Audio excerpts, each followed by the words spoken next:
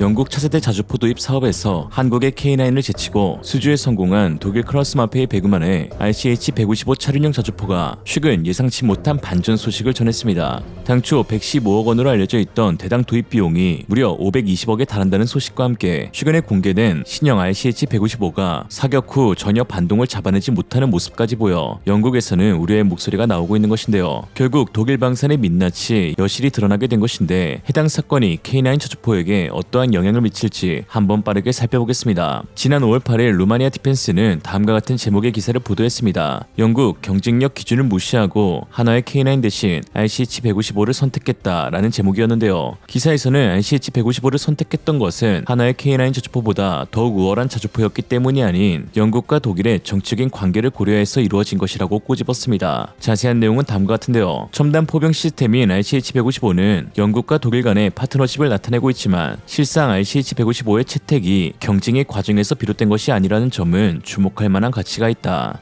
그것은 그저 영국 총리만 내렸던 단 하나의 결정이었다. 새로운 영국 독일 RCH-155의 효율성과 전투준비 상태는 논쟁의 여지가 있다. 과연 끊임없이 진화하는 현대 전장의 조건을 충족할 수 있을지 의문을 제기하는 사람들이 많다. 물론 이러한 의문은 전세계 포병 선두 국가인 한국의 편을 들기 위한 것은 아니다. 그렇지만 물을 수밖에 없다. RCH-155가 K9에 비해 영국군에게 더 나은 선택이라는 확실한 증거가 있는지. 흥미롭게도 정부의 결정은 각 경쟁자가 어떤 이점이 있는지에 대한 경쟁적 평가 없이 결정되었다. 이는 하나 에어로스페이스 UK의 사업 개발 및 전략 담당 부사장인 사이먼 험프리가 언론과의 인터뷰에서 강조한 점이다. 그는 경쟁 프로세스는 우리 영국군들에게 미래를 위한 최적의 생존 가능성과 치명적인 능력을 갖추도록 보장하는 유일하고 확실한 방법이었을 것이다 라며 아쉬움을 드러내었다. 경쟁이 없으면 저울은 기울어진다. 일각에서는 개발 단계 전반에 걸쳐 RCH-155가 엄격한 평가, 테스트 및 성능 평가를 거치면 좋아질 것이라고 믿고 있기도 하다. 그러나 그들의 주장은 AJAX 장갑차의 악명 높은 대참사를 간과하고 있는 것이다. 이미 초기 예산을 훌쩍 초과했을 뿐만 아니라 해결 방안이 없다는 것이 입증되었다. 물론 RCH-155가 실제 성능 면에서 K9 시스템을 능가할 수도 있겠지만 이는 현 시점에서 축축일 뿐이다. 반면 K9A2는 발사속도, 탄약 자동장전, 기타 포병 능력 등 실질적 향상에 대한 근거를 제시했다. 동시에 하나는 한국에서 차기 모델인 A3를 개발하고 있다라고 했습니다. 루마니아가 K9을 도입하면서 하나 측에 힘을 실어준 것이라고도 볼 수 있겠지만 사실 알렉세이 렌코프 기자가 제기한 RCH-155의 문제들은 비단 루마니아뿐만 아닌 유럽 모든 군사 매체들이 지적하고 있는 문제들입니다. 특히 최근 영국 총리의 자주포 도입 사업 발표함과 함께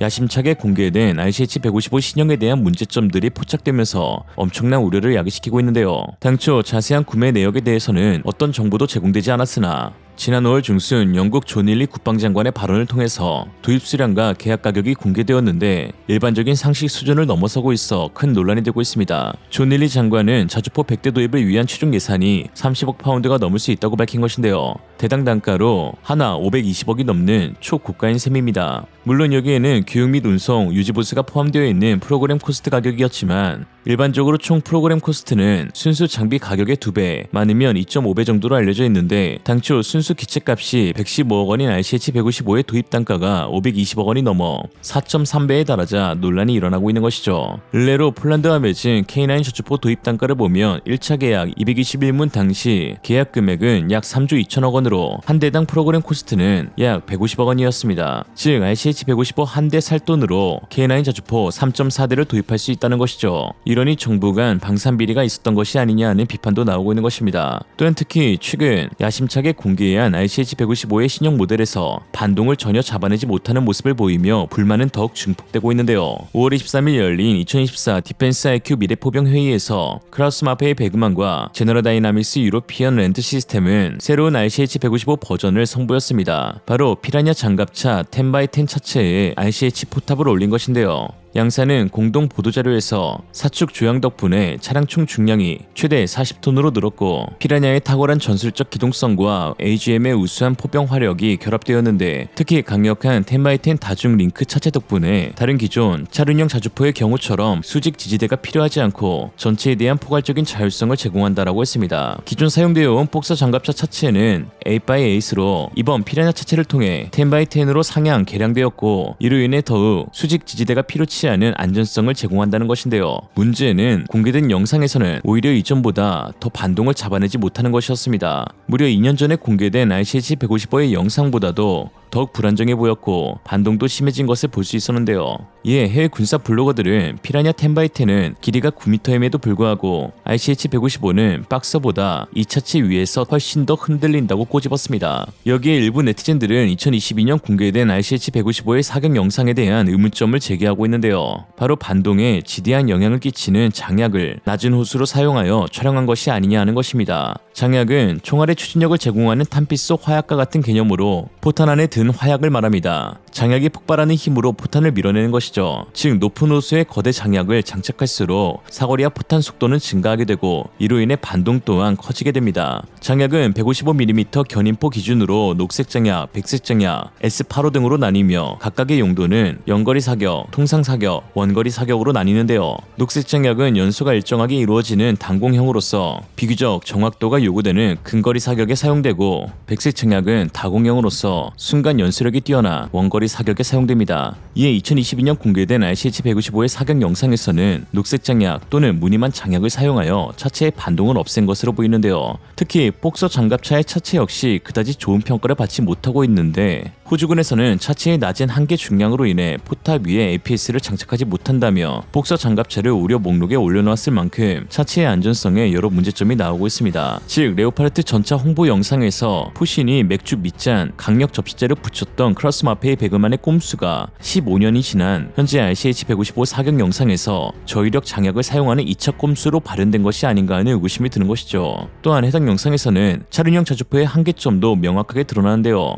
RCH-155가 사격 후 진지 이탈을 하는 파이어 앤 포겟 장면에서 360도 선에 유턴하였는데 매우 큰 폭으로 돌아 나갔던 것입니다. 후륜 바퀴가 조향이 되지 않아 거의 18m의 원을 그리고 구역을 빠져나갔는데요. 동유럽의 척박한 지형이나 좁고 험준한 산림, 늪지 지형에서는 이만한 공간이 나오지 않으니 과연 제대로 사격 후 이탈 능력을 선보일 수 있을지 의문이 들 수밖에 없습니다. 반면 무한 궤도를 장착한 궤도형 K9 자주포의 경우 그 자리에서 360도 선회할 수 있는 높은 기동성을 보유하고 있는데요. K9은 세계 최고의 출력대 중량비를 지녔는데 유사 궤도형 자주포 중에서도 47톤 중량의 1000마력 엔진을 적용한 경우나 톤당 마력 21.6홀스파워 퍼 톤 이상을 달성한 경우는 찾아볼 수 없습니다. 자주포가 아니라 전차라 해도 무방할 만큼 높은 기동 성능을 지니고 있는데 이에 한화의 이중형 기감은 K9의 가장 큰 장점으로 다름 아닌 기동성을 꼽기도 했습니다.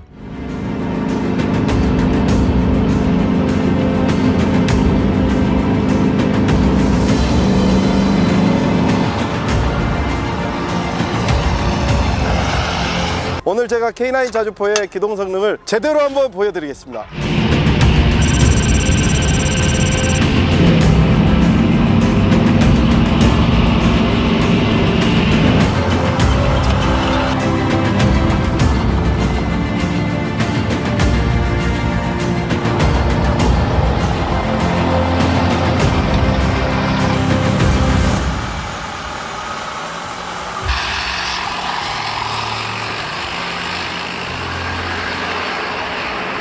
현재 우크라이나 전을 통해 전장에서 사용되는 기갑 장비의 능력 중 기동력이 가장 중시되고 있는 상황입니다. 물론 자주포의 경우 후방 지원 사격 비중이 높아 전차만큼의 기동력이 요구되진 않겠지만 이는 대치 상황 한에서일 뿐 영토 수복을 위한 지상전에서 전진 또는 후퇴하는 상황 속 기동력은 화력이나 사거리만큼 중요한 요소로 꼽힙니다. 이에 우크라이나나 러시아 군인들은 기동성을 갖추지 못한 장비들을 가지고 전진 및 후퇴할 경우 버리고 가는 경우도 볼 수 있는데요. 이에 K9 자주포가 특히 유럽 내에서도 척박하기로 소문난 북동 유럽에서 높은 인기를 끌고 있는 것도 바로 이 기동 성능 때문입니다. K9 자체는 47톤에 달하는 무거운 전투 중량을 이끌기 위해 1,000마력짜리 디젤 엔진과 유기압 천수장치를 적용, 험지 극복 능력이 매우 우수하며 가파른 경사도 거뜬히 올라갑니다. 47톤의 거구의 차량이 고속 주행 후 급정거하는 모습을 보면 소름이 돋을 정도이죠. 특히 산악 지형이 많은 한반도나 동북부 유럽의 경우 고각 등판 능력과 같은 기동력은 중요한 장점으로, 실제로 인도 수출 당시 경쟁자였던 러시아의 무스타 S는 언덕 등판 도중 결국 최종 포기했으나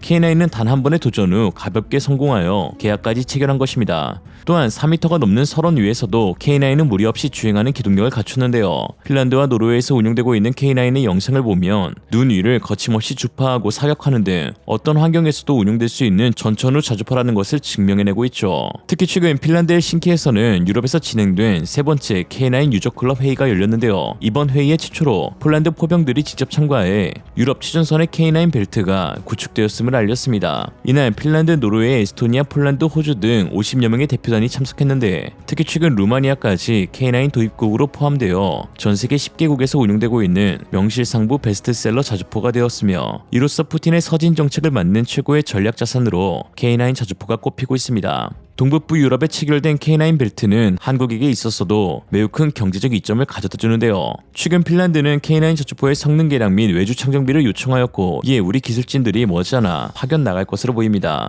국가의 군사 장비는 일정 기간이 지났을 때 창정비를 거치게 되는데, 분해, 점검, 수리 과정을 거쳐 처음 배치되었을 때와 같은 성능을 내도록 하는 것을 말합니다. 이는 최상위 단계의 정비로 포신부터 무한궤도까지 모든 부품을 하나하나 분해해 검사한 후 재조립하는 단계를 거치기 때문에 길게는 한 대에 4개월 이상 걸리기도 하는데요. 낡았거나 이상 징후가 있는 부품은 모두 새 것으로 갈아 끼워, 방위사업체 입장에서 보면 창정비 분야는 도입 당시보다 더 많은 수익을 올릴 수 있는 거대한 애프터 서비스 시장으로 불립니다. 전세계 2,000대 이상, 그리고 앞으로 체결된 계약건만 3,500대 이상 확정된 K9 자주포는 그야말로 우리 안보와 경제에 황금알을 낳는 거위인 셈이죠. 한화가 큰 건 하나 했습니다. 하나는 우리나라 기업률 타임지가 선정한 세계 영향력 있는 100대 기업에 선정되었는데, 이 역시 방산 부분에서 전 세계 영향력이 극대화하게 된 것이 주요했습니다. 뭐든 잘하는 한화, 이제 야구만 잘하면 된다. 오늘의 한 줄평, 방사는 한화, 야구는 화나. 이생으로 리얼리즘이었습니다. 여러분의 생각은 어떠신가요? 현명하고 지혜로운 여러분의 의견을 지금 댓글에 남겨주세요.